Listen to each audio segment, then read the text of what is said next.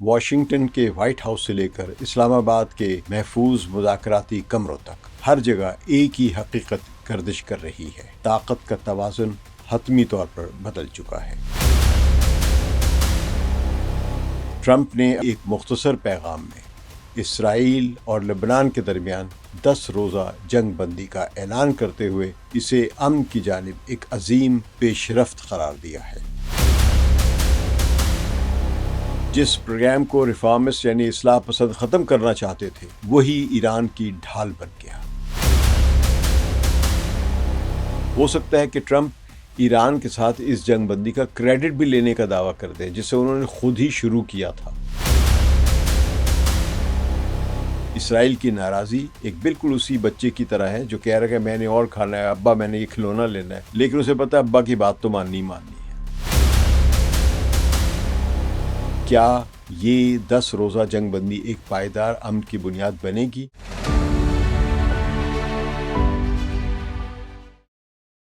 ثقلین امام کا سلام قبول کیجیے۔ جنوبی لبنان کی پہاڑیوں سے لے کر تہران کے اقتدار کے ایوانوں تک اور واشنگٹن کے وائٹ ہاؤس سے لے کر اسلام آباد کے محفوظ مذاکراتی کمروں تک ہر جگہ ایک ہی حقیقت گردش کر رہی ہے۔ طاقت کا توازن حتمی طور پر بدل چکا ہے۔ سب سے بڑی خبر اور حیران کن پیش رفت امریکی صدر ڈونلڈ ٹرمپ کا وہ غیر متوقع اعلان ہے جس نے اس وقت دنیا میں زبردست اس تبدیلی کا اشارہ دیا ہے۔ ٹرمپ نے اپنی مخصوص social media app truth social پر جاری ایک مختصر پیغام میں اسرائیل اور لبنان کے درمیان 10 روزہ جنگ بندی کا اعلان کرتے ہوئے اسے امن کی جانب ایک عظیم پیش رفت قرار دیا ہے۔ اگر پردے کے پیچھے جھانکا جائے تو بین الاقوامی دفاعی ماہرین اسے کچھ اور انعام دے رہے ہیں۔ ان کا کہنا ہے کہ یہ جنگ بندی نہیں بلکہ ایک ایسی جنگ سے ٹرمپ کی باعزت فرار کی کوشش ہے جو فروری 2026 کو ایران کے خلاف براہ راست جارحیت کے طور پر شروع ہوئی تھی، لیکن محض 2 ماہ کے اندر ہی امریکہ اور اسرائیل کے لیے ایک ایسا اسٹریٹجک دلدل بن گیا ہے جس سے نکلنا ان کو ناممکن نظر آنے لگا تھا۔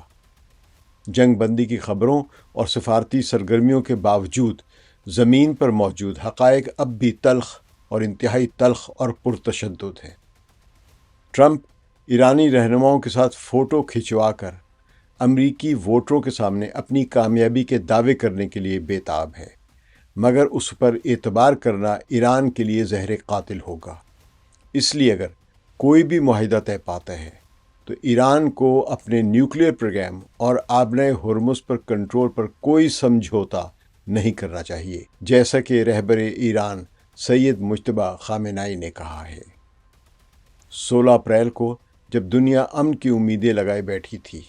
اور جنگ کا خطرہ بھی تھا،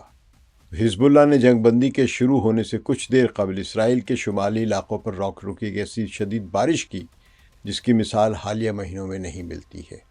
بین الاقوامی خبر رساں اداروں کے مطابق کریات شمونا، مزگاؤ عام اور صفد جیسے شمالی اسرائیلی شہروں کو درجنوں کاتشوا، فلق اور جدید برکان میزائلوں سے نشانہ بنایا گیا ہے۔ یہ حملے اس وقت کیے گئے جب اسرائیلی فوج یہ دعویٰ کر رہی تھی کہ اس نے لبنان کے سرحدی علاقوں میں مزاحمت کی یعنی حزب اللہ کی کمر توڑ دی ہے۔ حزب اللہ کے ان تازہ حملوں نے نہ صرف اسرائیلی دفاعی نظام آئرن ڈوم کی صلاحیتوں کو بالکل ناکام ثابت کر دیا ہے بلکہ یہ پیغام بھی دیا ہے کہ مزاحمتی بلاک تب تک پیچھے نہیں ہٹے گا جب تک لبنان پر جارحیت کی مکمل جو اسرائیلی ہے جارحیت اس کا خاتمہ نہیں ہو جاتا۔ اسرائیلی فوج کے 98 ڈویژن جسے دنیا کی بہترین پیراٹروپر فورس یا کمانڈوز کی فورس اور جدید جنگی مشینری سے لیس مانا جاتا ہے، آج بھی جنوبی لبنان کے کلیدی قصبوں بنت جبیل اور خیام میں گلی کوچوں کی جنگ میں پھنسی ہوئی ہے، بلکہ وہاں سے نکلنے کی کوشش کر رہی ہے۔ فوجی ماہرین کا کہنا ہے کہ اسرائیل کی فضائی برتری زمین پر موجود اس سخت جان مزاحمت کا مقابلہ کرنے میں ناکام رہی ہے جو اپنے گھر اور اپنی زمین کے دفاع کے لیے تیار کھڑی ہے۔ ابھی تک اسرائیلی فوج لبنان کی سرحدی علاقوں سے دستبردار نہیں ہوئی ہے، اس لیے لبنان میں حزب اللہ اور اسرائیلی فوجوں کی لڑائی کسی بھی وقت بھڑک سکتی ہے۔ آج لبنان میں 10 دنوں کے لیے جنگ بندی کے اعلان کے بعد ایران اور امریکہ کے درمیان اسلام آباد میں 7 اپریل کو طے پانے والی 2 ہفتوں کے لیے جو جنگ بندی تھی اس میں توسیع کا امکان پیدا ہو گیا ہے۔ بلکہ صدر ڈونلڈ ٹرمپ تو اسلام آباد بھی آنے کے لیے بےتاب ہے، مگر خدشہ ہے کہ ایران کے شہری مڈل کلاس کے رہنما جو موجودہ ریفارمسٹ حکومت میں گھسے ہوئے ہیں اور اپنے آپ کو اسلامی جمہوریہ ایران کا حقیقی نمائندہ قرار دیتے ہیں،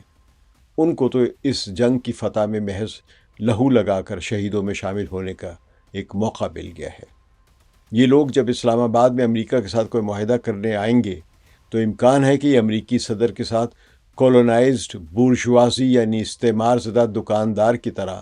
مغربی مینوفیکچرر کے نمائندے کے طور پر اپنے باس کے، یعنی جو باس ہوتا ہے، جو اصل مینوفیکچرر ہوتا ہے، اس کے ساتھ یہ تصویریں بنوائیں گے۔ ایک ریجنل مینیجر کا ایک تصور ہوتا ہے، جب ہیڈ کوارٹر سے کوئی آدمی آتا ہے تو اس کے سامنے تصویریں بنواتا ہے کہ صاحب آئے ہوئے ہیں۔ یہ ایک ایسی کلاس ہے، یہ ہر ملک میں موجود ہے۔ تو موجودہ جنگ میں ایران کو کامیابی تو ان پاسداران انقلاب کی وجہ سے حاصل ہوئی ہے جنہوں نے میزائل پروگرام جاری رکھا، جس پر ان ریفارمسٹوں نے پابندی عائد کر دی تھی اور اس کی فنڈنگ بھی بند کر دی تھی۔ یہ میں آپ کو پرانی باتیں یہاں پہ اس لیے یاد دلا رہا ہوں کہ اس جنگ کی اصل کامیابی کا سہرا ان پاسداران کے سر ہے جنہوں نے میزائل پروگرام زندہ رکھا۔ میزائل پروگرام کی فنڈنگ بند کرنے کا یہ دعویٰ جو پاسداران انقلاب کی فضائیہ کے شہید کمانڈر امیر علی حاجی زادے نے کیا تھا، 28 اپریل 2026 کے واقعات کے بعد اب یہ بہت ہی اہم سمجھا جانے لگا ہے، جب امریکہ اور اسرائیل نے ایران پر براہ راست جنگ مسلط کر دی۔ برسوں پہلے جنرل حاجی زادہ نے کہا تھا کہ حسن روحانی کی صدارت میں ریفارمرز یعنی اصلاح پسند حکومت نے JCPOA پر دستخط کرنے کے بعد میزائل پروگرام کے فنڈز جان بوجھ کر کم کر دیے تھے، کیونکہ وہ اسے سفارتکاری اور جوہری معاہدے میں رکاوٹ سمجھتے تھے۔ جنرل حاجی زادہ کے مطابق سویلین حکومت نے نہ صرف بجٹ دینے سے انکار کر دیا تھا بلکہ اس پروگرام کو کمزور کرنے کی کوشش بھی کی تاکہ پابندیوں میں نرمی اور مغرب سے تعلقات بہتر ہو سکے، مگر امریکہ نے پھر بھی پابندیوں میں کمی نہیں کی اور 2015 کے اس معاہدے کے تقریباً 3 سال بعد 2018 میں امریکہ JCPOA سے دستبردار ہو گیا اور یہ JCPOA ایک یتیم معاہدے کی طرح دنیا میں رہا۔ مغرب نے اس کو ایران پر پابندیاں رکھنے کے لیے برقرار رکھا، لیکن اس معاہدے کے تحت جو ایران کو سہولتیں ملنی تھی وہ کبھی نہیں دی۔ تو میزائل پروگرام پر جو یہ پابندیاں تھیں، ان کے باعث پاسداران انقلاب کے پاس کوئی چارہ نہ تھا سوائے اس کے کہ اپنے وسائل استعمال کرتے تاکہ میزائل پروگرام زندہ رکھ سکے۔ حاجی زادہ نے خاص طور پر بتایا تھا کہ فورس کو اپنی جائیدادیں اور اثاثے بیچنے پر مجبور ہونا پڑا تھا تاکہ میزائل پروگرام زندہ رہے۔ اس وقت ریفارمسٹ یعنی اصلاح پسندوں کے جو حلقے تھے انہوں نے اسے سیاسی بیان بازی قرار دیا تھا، لیکن جب 28 اپریل 2026 کو امریکہ اور اسرائیل نے ایران پر جنگ مسلط کر دی تو وہی میزائل پروگرام جسے پاسداران نے ریفارمرز کی مخالفت کے باوجود جاری رکھا، اس نے ایران کو جنگ جتوانے میں بنیادی کردار ادا کیا۔ ایرانی بیلسٹک اور کروز میزائلوں نے امریکہ اور اسرائیل کے ایئر ڈیفنس سسٹم کو توڑا، اسٹریٹجک اہداف کو نشانہ بنایا اور دنوں میں امریکہ اور اسرائیل کی تمام کیلکولیشنز بدل دیں۔ جس پروگرام کو ریفارمسٹ یعنی اصلاح پسند ختم کرنا چاہتے تھے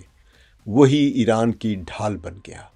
جس نے پہلا حملہ جھیلا، یعنی جب امریکہ اور اسرائیل نے 28 فروری کو بھرپور حملہ کیا جس میں سید علی خامنائی سمیت میناب کے اسکول کی بچیاں شہید ہوئیں اور ہزاروں ایرانی شہید ہوئے۔ وہ حملہ جھیلا اور پھر انہی میزائل فورس نے ایسا حملہ کیا کہ یہ میزائل ایران کی تلوار بن گئے، جس نے جنگ میں ایران کو سرخرو کیا، کامیابی دلائی۔ اس لحاظ سے حاجی زادے کی بات اب محض ایک سیاسی کہانی نہیں بلکہ اس طاقت کی اصل کہانی ہے جس نے ایران کو اس جنگ کے وقت بچایا۔ اس سے ثابت ہوا ہے کہ پاسداران انقلاب نے مالی مشکلات کے باوجود پروگرام جاری رکھ کر براہ راست 2026 میں ایران کی بقا یقینی بنائی۔ یہ یقیناً اب ایرانیوں کے لیے ایک سبق حاصل ہو جائے گا جو پاسداران انقلاب پر مختلف الزامات لگایا کرتے تھے کہ انہوں نے جس طرح بھی ہوا اس پروگرام کو جاری رکھا اور ایران کو اس جنگ میں، جس کے بعد اب وہ ایک باقاعدہ گریٹ پاور بن کے ابھر رہا ہے، اس میں کامیابی دلائی۔ جنرل حاجی زادہ بریگیڈیئر جنرل حسن تہرانی مقدم کے جانشین ہیں، جنہیں ایران کے میزائل پروگرام کا باپ کہا جاتا ہے، یعنی اس مقدم صاحب کو، اور وہ 12 نومبر 2011 کو شہید ہوئے تھے۔ وہ تہران سے 25 میل مغرب میں پاسداران کے ایک بیس پر، جسے بید کنا میں کہتے ہیں اسے جگہ کو، اس میں ایک دھماکے میں 16 افراد کے ساتھ شہید ہوئے تھے جب وہ کوئی اسلحے پر کام کر رہے تھے۔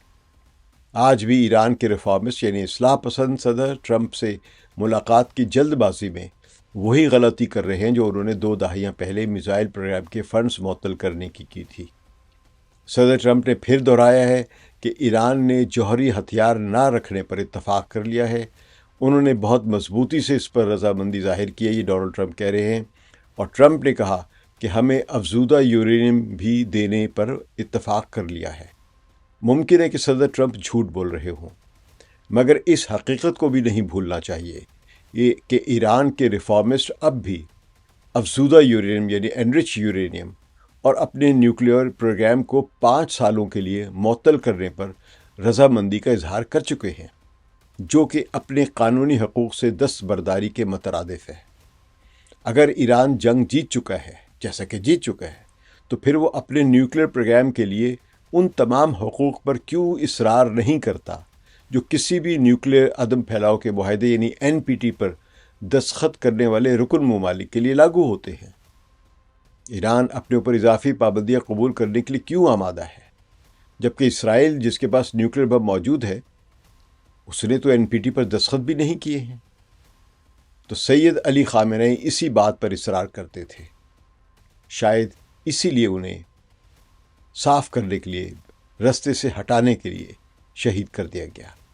اور ان کے ویژن رکھنے والے دیگر کمانڈروں اور اہلکاروں کو بھی چن چن کر شہید کیا گیا ہے۔ لیکن ریفارمرز کے دھڑے کے ایک بھی رہنما کو اسرائیل اور امریکہ نے شہید نہیں کیا۔ اس لیے یہ خدشہ اپنی جگہ موجود ہے کہ ایران میں شاید کوئی ڈیلسی روڈرگس جیسا کوئی لیڈر مل گیا ہے یا کوئی گروہ مل گیا ہے امریکہ کو، جو نیوکلیئر پروگرام پر خامنئی کی ریڈ لائن کو کراس کرنے کے لیے تیار ہے۔ یہ میرا خدشہ ہے، اس کے بارے میں اس سے زیادہ میں کچھ نہیں کہوں گا۔ بہرحال آج کے عالمی میڈیا میں جو تجزیے سامنے آ رہے ہیں وہ اسرائیل کے لیے کسی بظاہر سبکی والے ہیں، مطلب بہت ان کی امبیرسمنٹ ہو رہی ہے۔ Carnegie endowment for international peace کے سینئر تجزیہ کار مروان معاشر نے آج اپنے ایک تفصیلی مقالے میں لکھا ہے کہ اسرائیل اس وقت خود کو ایک اسٹریٹجک تنہائی میں محسوس کر رہا ہے۔ ان کے مطابق نتن یاہو کی حکومت کو پختہ یقین تھا کہ امریکہ اس جنگ کو ایران کے اندر تک لے جائے گا اور تہران میں رژیم چینج کا خواب پورا کرے گا، لیکن ڈونلڈ ٹرمپ نے اپنے ملک میں اپنی سیاسی بقا، امریکی معیشت کی گرتی ہوئی ساکھ اور آنے والے انتخابات کو مد نظر رکھتے ہوئے اسرائیل کو بیچ منجھدار میں چھوڑ دیا ہے۔ ویسے چھوڑا نہیں ہے، لیکن ایک سیاسی بیان دیا ہے۔ تاہم ٹرمپ اب بھی اسرائیل کو بہترین دوست کہہ رہا ہے۔ تو معاشر کا مزید کہنا ہے کہ آج اسرائیل ایک ایسی ریاست کی طرح محسوس کر رہا ہے اپنے آپ کو جسے زبردستی ایک ایسے معاہدے میں دھکیلا گیا ہے جو اس کے وجودی اور اسٹریٹجک انٹرسٹ کے خلاف ہے۔ اسرائیل کے اندرونی حلقوں میں بالخصوص انتہائی دائیں بازو کے وزراء جیسے کہ بن گوئر ہے یا سموٹرچ ہے، ان کے درمیان جو کوہرام مچا ہوا ہے اس کی وجہ یہی ہے کہ وہ اس جنگ بندی کو ایک قومی رسوائی اور مزاحمت کے سامنے سر تسلیم خم کرنے کے مترادف قرار دے رہے ہیں۔ یہ رونا دھونا ہوتا ہے، اسرائیل والے اندر سے حقیقت جانتے ہیں کہ وہ یہ جنگ ہار چکے ہوئے ہیں۔ تو ان اسرائیل کے انتہائی دائیں پسند رہنماؤں کا یہ ماننا ہے کہ اسرائیل نے 7 ہفتوں کی خونی مہم کے بعد میدان جنگ میں کوئی بھی ٹھوس سیاسی یا فوجی ہدف حاصل کیے بغیر پیچھے ہٹنے کا فیصلہ کر کے اپنی رہی صحیح کریڈیبلٹی بھی کھو دی ہے۔ حقیقت میں یہ کریڈیبلٹی حماس سے جنگ کے بعد ہی ان کی ختم ہو چکی تھی، جب پورے غزہ کو تباہ کرنے کے باوجود وہ حماس کو ڈس آرم نہیں کر سکے۔ حقیقت میں ایران کے پاسداران نے اسرائیل کے ملٹری اور انڈسٹریل انفراسٹرکچر کو شدید نقصان پہنچایا اپنے میزائلوں سے، اور اب اسرائیل کے پاس ایئر ڈیفنس کے لیے انٹرسیپٹرز بھی بہت ہی کم تعداد میں رہ گئے ہیں۔ یہ ساری دنیا تسلیم کر رہی ہے، اس لیے جنگ بندی اسے بھی ایک تحفظ دیتی ہے،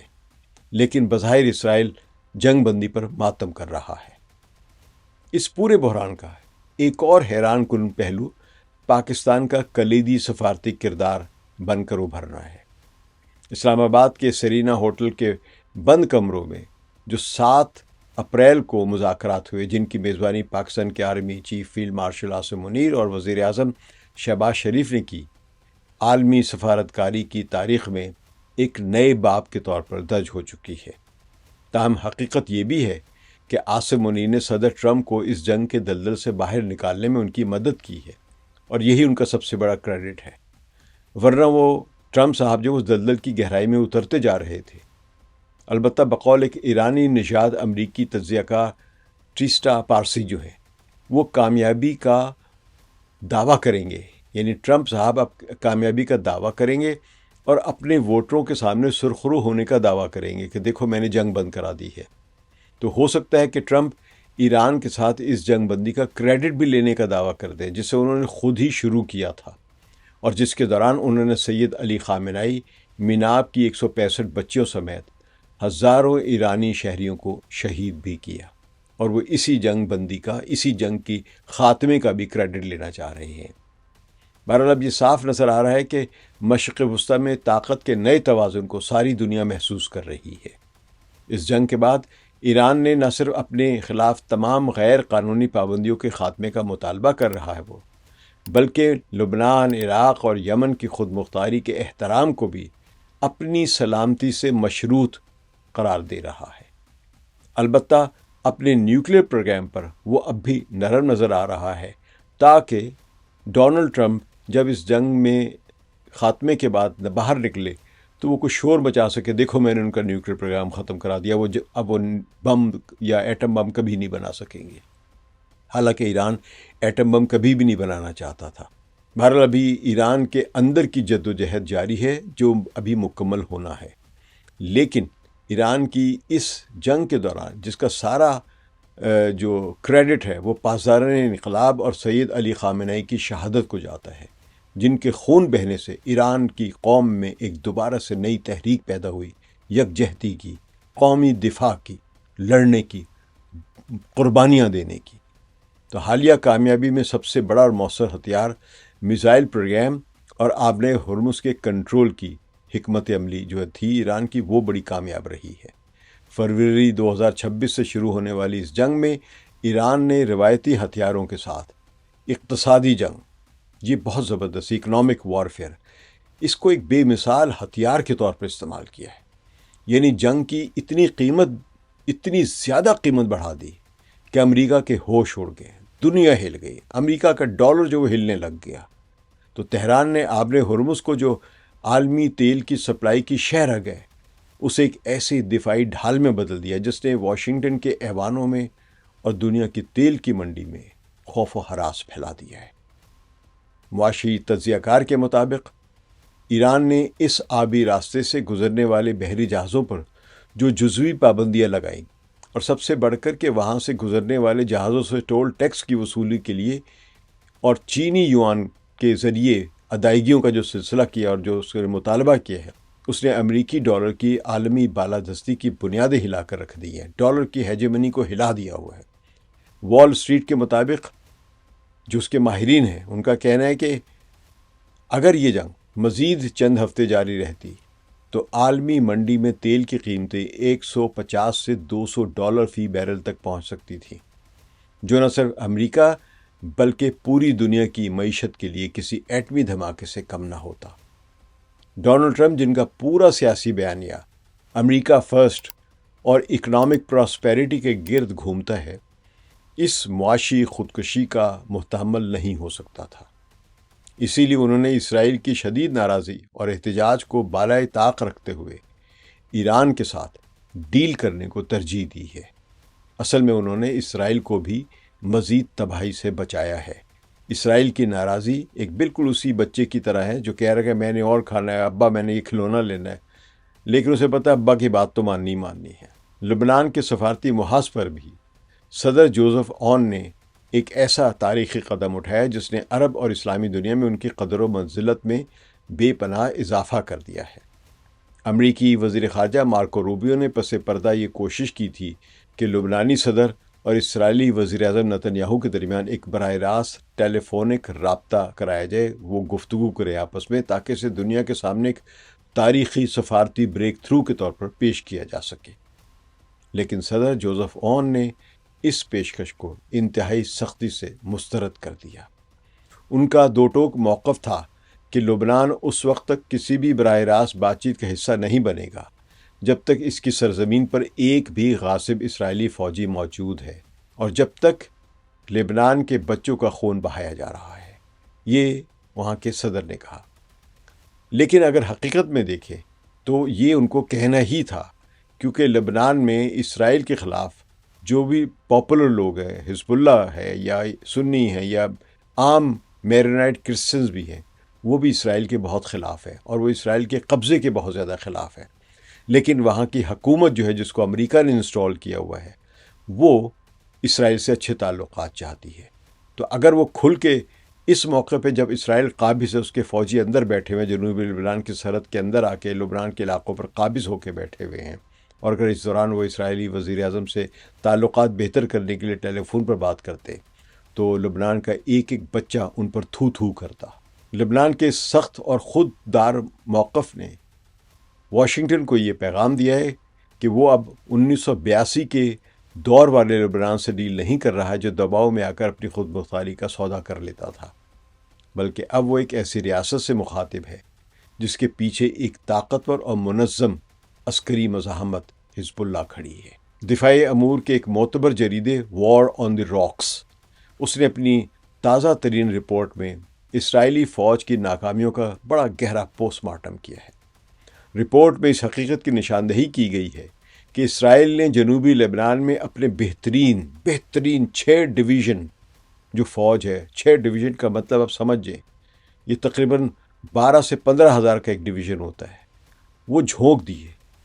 جو کہ 2000 کی جنگ، یعنی جو لبنان کے خلاف ہوئی تھی سن 2000 میں، یا اکتوبر 2023 کے آپریشن جو کہ انہوں نے غزہ میں کیا تھا، اس سے کہیں زیادہ یہ فوج ہے جو اس نے آج لبنان پر قبضہ کرنے کے لیے، جنوبی لبنان پر قبضہ کرنے کے لیے وہاں پہ بھیجی ہوئی ہے، ڈپلوائے کی ہوئی ہے۔ تو اتنی بڑی فوج کے باوجود اسرائیلی فوج سرحد سے محض چند کلومیٹر دور چھوٹے چھوٹے قصبے جیسے کہ بنت جبیل ہے یا خیام ہے، الخیام، اس پر مکمل کنٹرول حاصل کرنے میں ناکام رہی ہے۔ اور اس کی بنیادی وجہ حزب اللہ کی وہ سیکرٹ ڈیفنس اسٹریٹجی بتائی جا رہی جس کا توڑ اسرائیلی ٹیکنالوجی کے پاس ہے ہی نہیں۔ حزب اللہ کے جنگجوؤں نے زمین کے اوپر عمارتوں کے بجائے زمین کے نیچے ایک وسیع اور پیچیدہ نیٹ ورک بنا رکھا ہے، جہاں اسرائیلی فورس کی بمباری، جو بھی میسو بامبنگ جو کی ہے، اور جدید ترین امریکی بم بھی ہیں، بے اثر ثابت ہو رہے ہیں۔ بلکہ اس دوران حزب اللہ نے اسرائیل کے بہت سارے جو ڈرونز ہیں جو ہائیلی سوفسٹیکیٹڈ ہیں، وہ گرائے ہیں وہاں پہ۔ اسرائیلی فوجی کمانڈرز اب یہ اعتراف کرنے پر مجبور ہے کہ وہ ایک ایسے غیر مرئی یعنی فینٹم اینیمی کا مقابلہ کر رہے ہیں جو اچانک زمین سے نکل کر حملہ کرتا ہے اور پھر غائب ہو جاتا ہے۔ یہ صورتحال اسرائیلی فوج کے حوصلوں کو پست کر رہی ہے اور ان کے ناقابل تسخیر ہونے کے تاثر کو خاک میں ملا رہی ہے۔ روس اور چین کی جانب سے ایران کے اس موقف کی بھرپور حمایت نے امریکہ کو سفارتی طور پر دفاعی پوزیشن پر آنے پر مجبور کر دیا ہے، کیونکہ ان دونوں ملکوں نے ایران کو کافی مدد دی ہے ٹیکنالوجیکل قسم کی، اگرچہ وہ خود کہیں لڑنے میں شامل نہیں ہوئے ہیں کیونکہ ان کی اپنی مجبوریاں ہیں۔ اسرائیل کے اندرونی میڈیا، خاص طور پر ہارٹس جو کہ ایک لبرل معتدل قسم کا اخبار ہے، اور ٹائمز آف اسرائیل جو کہ دائیں بازو کا ایک اخبار ہے، اس میں شائع ہونے والی جو بھی آرٹیکلز ہیں اس میں نتن یاہو کی حکومت کے لیے ایک سنگین وارننگ ہے کہ اسرائیلی تجزیہ کاروں کا کہنا ہے کہ نتن یاہو نے قوم کو ایک ایسی ایبسلیوٹ وکٹری کا خواب دکھایا تھا جو زمین پر کہیں نظر ہی نہیں آ رہی ہے۔ یہ ایبسلیوٹ وکٹری کا خواب نتن یاہو نے 7 اکتوبر 2023 میں دکھایا تھا کہ میں ملیا میٹ کر دوں گا دشمن کو. اب یہ صرف موئنگ دا گراس نہیں ہوگی بلکہ اس کو جلا دیا جائے گا زمین کو. یعنی پہلے یہ سمجھا جاتا تھا کہ اسرائیل جو ہے امریکہ کی مدد سے جتنی بھی کارروائیاں کرتا ہے اس میں وہ صرف اوپر سے گھاس کاٹتا ہے، گہری سطح پر گھاس کو اکھاڑ کر نہیں پھینکتا ہے. یہ ایک محاورہ یا ایک اشتہارہ استعمال کیا گیا تھا، موئنگ دا گراس. تو اس نے کہا کہ میں موئنگ دا گراس نہیں کروں گا بلکہ اس پوری کی پوری جنگ کے دوران اس گھاس کو جلا ڈالوں گا. تو اب اسرائیلی عوام اور اپوزیشن لیڈرز یہ سوال اٹھا رہے ہیں کہ اگر آخرکار امریکہ کو ایران کی شرائط پر ہی جنگ بندی کرنی تھی اور اسرائیل نے اپنے سینکڑوں فوجی اسی طرح ہی بھیجنے تھے تو پھر اتنا نقصان کیوں اٹھایا؟ سینکڑوں اربوں ڈالر کا معاشی نقصان کیوں اٹھایا اسرائیل نے اس جنگ میں؟ ایسی جنگ میں وہ جیت ہی نہیں سکا. تو اسرائیلی انٹیلیجنس ایجنسی موساد کے سابق حکمرانوں کا کہنا ہے، جو بھی وہاں پہ حکام ریٹائرڈ ہیں، کہ اسرائیل کی اس وقت ایک ایسی اسٹریٹجک بند گلی میں وہ اس کی پوری کی پوری حکمت عملی لگتا ہے پھنس گئی ہے جہاں سے واپسی کا ہر رستہ خسارے کا ہے. نہ تو وہ جنگ جاری رکھنے کی پوزیشن میں ہے اور نہ ہی وہ اس جنگ بندی سے مطمئن ہے. یہ داخلی انتشار نتن یاہو کی حکومت کے خاتمے اور اسرائیل کے اندر ایک بڑے سیاسی بحران کا پیش خیمہ ثابت ہو سکتا ہے. اسرائیل اور امریکہ دونوں چلے تھے ایران کے اندر رجیم چینج کرنے، لیکن اب ان کے اندر رجیم چینج ہونے والی ہے. یمن میں انصار اللہ تحریک کے سربراہ عبد الملک الحوثی نے آج اپنے تازہ خطاب میں ایران کی اس کامیابی کو پوری امت مسلمہ اور دنیا بھر کے مظلوموں کی فتح قرار دیا ہے. انہوں نے واشگاف الفاظ میں کہا ہے کہ جب تک ایران، لبنان اور فلسطین کے خلاف سازشیں اور جارحیت مکمل طور پر ختم نہیں ہوگی، بحر احمر اور خلیج عدن، یعنی جو ان کے ملک کے سامنے یمن کا جو علاقہ ہے، جو وہاں پہ یہ ایک سمندر کا حصہ جس کو خلیج عدن کہا جاتا ہے، اس نے کہا کہ اس میں امریکہ اور اسرائیلی مفادات کے لیے کوئی محفوظ جگہ نہیں ہوگی. دفاعی ماہرین کا ماننا ہے کہ یمن سے ڈرون اور میزائل حملوں کے خطرے نے امریکی بحریہ کو ذہنی اور جسمانی طور پر دھکا دیا ہے. پینٹاگون کی ایک حالیہ رپورٹ کے مطابق امریکہ نے یمن کے سستے اور مقامی طور پر تیار کردہ ڈرونز کو گرانے کے لیے اپنے کروڑوں ڈالر مالیت کے جدید میزائل استعمال کیے، جس نے امریکی دفاعی بجٹ پر ناقابل برداشت بوجھ ڈالا ہے. یہ ایسیمیٹرک وارفیئر یعنی غیر متناسب جنگ کی وہ مثال ہے جس نے ثابت کیا کہ عزم اور ارادہ بڑی سے بڑی مادی طاقت پر غالب آ سکتا ہے. بہرحال 16 اپریل 2026 کو دنیا جس مقام پر کھڑی ہے وہاں سب سے بڑا سوال یہی ہے کہ کیا یہ 10 روزہ جنگ بندی ایک پائیدار امن کی بنیاد بنے گی یا یہ صرف ایک بڑے طوفان سے پہلے کا سکون ہے، لل بیفور دا اسٹارم ہے. یہ بھی سوال موجود ہے. آج کی تاریخ اس حقیقت کی گواہی دے گی کہ عالمی سیاست میں اب صرف ٹینکوں کی تعداد اور طیاروں کی بمباری کی گھن گرج فیصلہ کن نہیں رہی، بلکہ درست وقت پر درست اسٹریٹجک فیصلہ کرنا اصل طاقت ہے. ایران نے اپنے اسٹریٹجک پیشنس اور بر وقت جوابی کارروائی سے ثابت کر دیا ہے کہ وہ اب خطے کی تقدیر کا اصل فیصلہ کن کھلاڑی ہے. جنوبی لبنان میں آج بھی دھوئیں کے بادل اور شمالی اسرائیل میں سائرن گونجنے کا خدشہ بدستور قائم ہے، کیونکہ اسرائیل نے جنگ بندی کے بعد بھی یہ کہا ہے کہ اگر وہ کہیں بھی خطرہ محسوس کرے گا تو حملہ کرے گا. ظاہر ہے کہ پھر حزب اللہ بھی جواب دے گا. جنگ بندی کے پورے 30 منٹوں کے بعد بنت جبیل پر بھاری بمباری کی ہے اسرائیل نے. دنیا اب ان 10 دنوں کا بڑی بے چینی سے انتظار کر رہی ہے، جو شاید آنے والی کئی دہائیوں کے لیے امن یا ایک نئی اور زیادہ ہولناک جنگ کا فیصلہ کریں گے. لیکن فی الحال ایران اور مزاحمتی بلاک کی اس اسٹریٹجک کامیابی پر کوئی دوسرا خیال موجود نہیں ہے. سب تسلیم کرنے کے کامیاب ہوئے ہیں. اب خطے کی ایک نئی شکل تشکیل پائی ہے. اسرائیل کے شمال میں حزب اللہ پر اس کی بمباری جو ہے وہ جاری ہے اور حزب اللہ کے راکٹوں کی بارش بھی شروع ہو سکتی ہے. واشنگٹن میں ایک صدر ٹرمپ اپنی کامیابی کا کریڈٹ لینا چاہ رہے ہیں اور تہران میں ایک فاتحانہ اطمینان، مگر نیوکلیر پروگرام پر ایران کی پالیسی اب بھی مشکوک ہے۔ یہ مشرق وسطیٰ کا وہ نقشہ ہے یا نیا نقشہ ہے جس کا تصور آج سے 2 ماہ پہلے کوئی نہیں کر سکتا تھا، لیکن آج یہی ایک ایسی حقیقت ہے جسے پوری دنیا تسلیم کرنے پر مجبور ہے۔ شکریہ۔ ثقلین امام کا اجازت دیجیے۔ خدا حافظ۔